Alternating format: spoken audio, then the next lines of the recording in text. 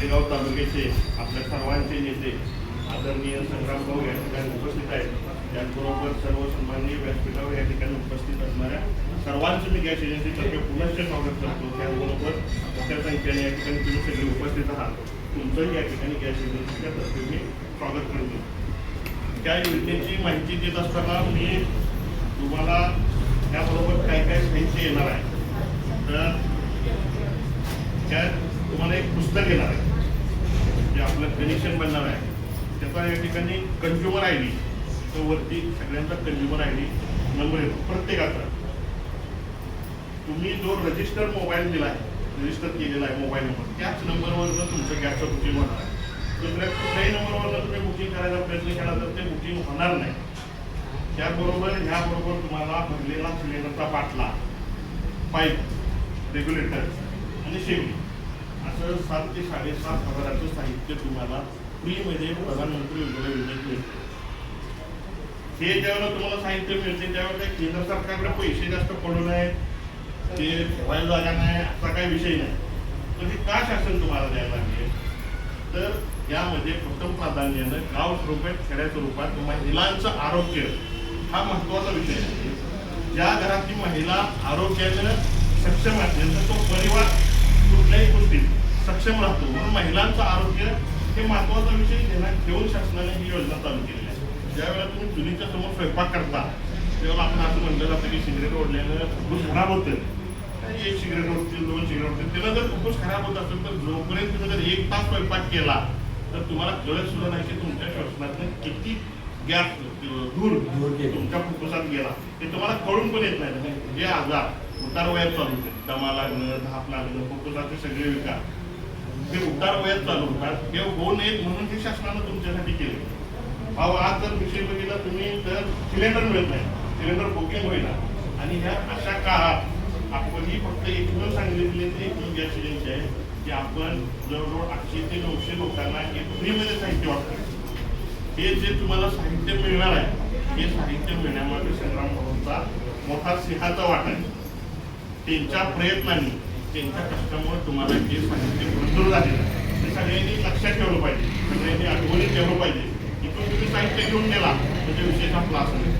जर पूर्ण महाराष्ट्रात जर बुकिंग करून सिलेंडर मिळत नसतील आणि अशा वेळेला जर तुम्हाला हे जर सिलेंडर आणि साहित्य जर फ्रीमध्ये मिळत असेल तर ह्याच्या पाठीमागं भाऊनी किती कष्ट केला असेल किंवा काय केलं असेल हे त्यांना आणि आम्हाला दोघांनाच माहीत आहे. फक्त याचं सर्वांनी डोक्यात ठेवलं पाहिजे याचा विचार केला पाहिजे. ज्या वेळेला तुमच्या आडी अडचणीला गर्दीला जर भाव उभा राहत असतील भारतीय जनता पार्टी उभा राहत असेल तर ज्या वेळेला आपल्याला सुद्धा ज्या वेळेला तुमची आवश्यकता असेल त्यावेळेला तुम्ही सुद्धा सगळ्यांनी थोडासा हातभार लावला पाहिजे असं मी या ठिकाणी तुमच्याकडून अपेक्षा व्यक्त करतो.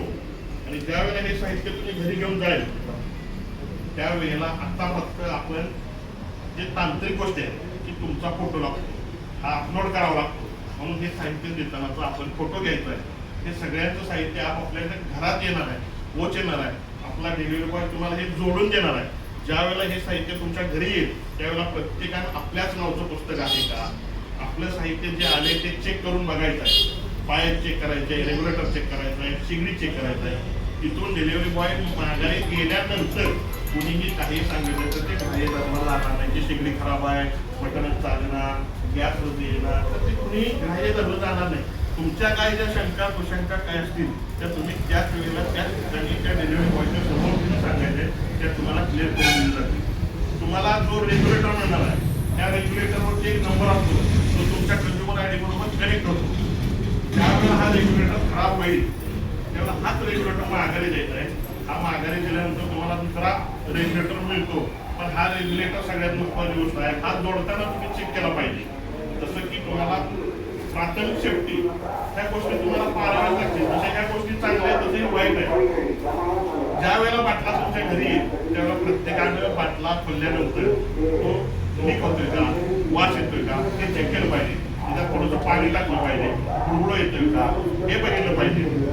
कुठल्याही प्रकारचा जर गॅस लीक असेल वायसर लीक असेल किंवा ओव्हरिंग जरी लीक असेल येत असेल तर कुणीही त्याच्याशी काही कसली छेडछाड करायची नाही. कसल्याही पद्धतीनं ते दुरुस्त करायला नाला तर अजिबातच लागायचं नाही. वास येतोय लीक होतोय असं वाटलं की बाटला उचलायचा मोकळ्या हवेत ठेवायचा गॅस एजन्सीला फोन करायचा. कसल्याही पद्धतीनं आपण त्याच्यात काही करायचं नाही. तुम्ही निवांत झोपा, आम्हाला पण निवांत झोपू द्या, हे तेवढं चांगलं आहे. म्हणजे हे सुखसोयीसाठीच आहे. पण त्याचे जर आपण जर वापरलं तर भाव ह्याचा नियम आहे की सिलेंडरपेक्षा शेगडी उंचावर पाहिजे. आपण काय करतो, सिलेंडरला खाली बसून स्वयंपाक करणार, शेगडी पण खाली ठेवणार, म्हणजे त्याला रेग्युलेटर करून पाईप खाली येणार. तर हे LPG लिक्विड पेट्रोलियम गॅस, त्यात लिक्विड असतं. ज्यावेळेला बाहेर येतं त्यावेळेला त्याचा गॅस तयार होतो. तर त्याचा नियम आहे की सिलेंडरपेक्षा शेगडी उंचावर पाहिजे. लायटरची एक ठिंगी केवढी वाटते असते, तेवढ्या एका ठिंगीवर जर शेगडी पेटत असेल तर तुम्हाला हे जोडताना सुद्धा काळजी घेतली पाहिजे. आता नियम आहे, तुम्ही जिथं जोडत असाल तिथं देवारा नसला पाहिजे, तिथं चूल नसली पाहिजे, तिथं दुसरं कनेक्शन नसलं पाहिजे किंवा जाळ नसला पाहिजे. त्यावेळेला तुम्ही त्याला रेग्युलेटर लावणार आहे, त्यावेळेला एक बारीक आवाज येतो, वापस करून आवाज येतो नाही. तो आवाज येत असताना जर एका कोपऱ्यात जरी तुमच्या अगरबत्ती चालू असली तर तिथं जाळ येऊ शकतो.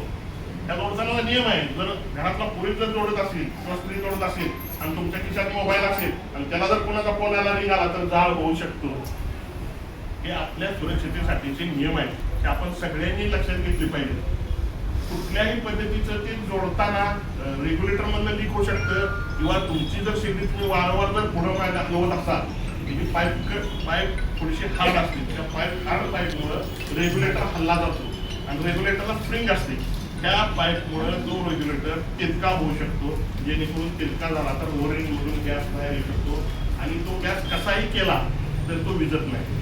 तुम्ही कितीही पाणी टाका विझत नाही, तुम्ही माती टाका काय पण टाका ते विझत नाही. तर ते विझवण्यासाठी फक्त एकच करू शकतो की तिथं जाणारा हवेचा संबंध हा बंद करावा लागतो. त्यासाठी काय करावं लागेल, जर घरात काही कुठली गोष्ट आपल्याकडे कंबल असतं, चादर असते, काही असेल अशी गोष्ट ओली करून तिथं सिलेंडरवर जर झाकली पॅक करून तर तो सिलेंडर बंद होतो. तो जो पेटली राग बंद आहे किंवा आपली जी बारडी असते बादली छोटी ती जरी त्याच्यावर जर आपटली मोकळी आपटली तरी ते जाळ झालेला बंद होतो. पण जाळ होईल तिथपर्यंत आपल्याला जायचंच नाही. त्याच्यासाठी सर्वांनी काळजी घ्यायची आहे. हे साहित्य, ही शेगडी, त्या शेगडीचा साहित्याचा वापर करून वेळोवेळी त्याचं बुकिंग टाइम टू टाइम झालं पाहिजे. तुम्ही नेलं घरात ठेवलं 3 महिन्यात बुकिंग झालं नाही तर हे कनेक्शन ब्लॉक होतं. सरकार काय म्हणतं की तुम्हाला याची गरज नाही. नंतर जर तुम्ही त्याचं बुकिंग पडलं नाही तर आम्हाला नोटीस येते की साहित्य काढून माघारी जमा करा. मग त्यावेळेला परत साहित्य माघारी न्यायला आलं तर मग तुम्हाला ते वाईट वाटतं की दिलेलं साहित्य. कारण मुळात हे लक्षात घ्या की ह्या साहित्याचं मालक तुम्ही नाही, ते शासनाने दिले, हे केंद्र शासनानं तुम्हाला दिले. ते कधीही तुम्ही जर त्याचं बुकिंग केलं नाही, वापर केला नाही तर हे माघारी आम्हाला घेऊन जावं लागेल. त्यामुळे ह्याचा वेळोवेळी वापर करा. न्यायचं नसेल तर बुकिंग करा, बुकिंग करून सोडून द्या.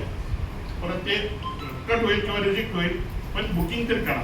त्या अशा पद्धतीने ह्या साहित्याचा तुम्हाला वापर करायचा आहे. यानंतर जर कुणाला जर ह्यात काय अडचण असेल, शंका कुशंका काय असतील, काय विचारत असतील तर 1 मिनिटाचा वेळ आहे, कारण कार्यक्रमाला उशीर झाला. कुणाला काय विचारायचं असेल तर विचारा.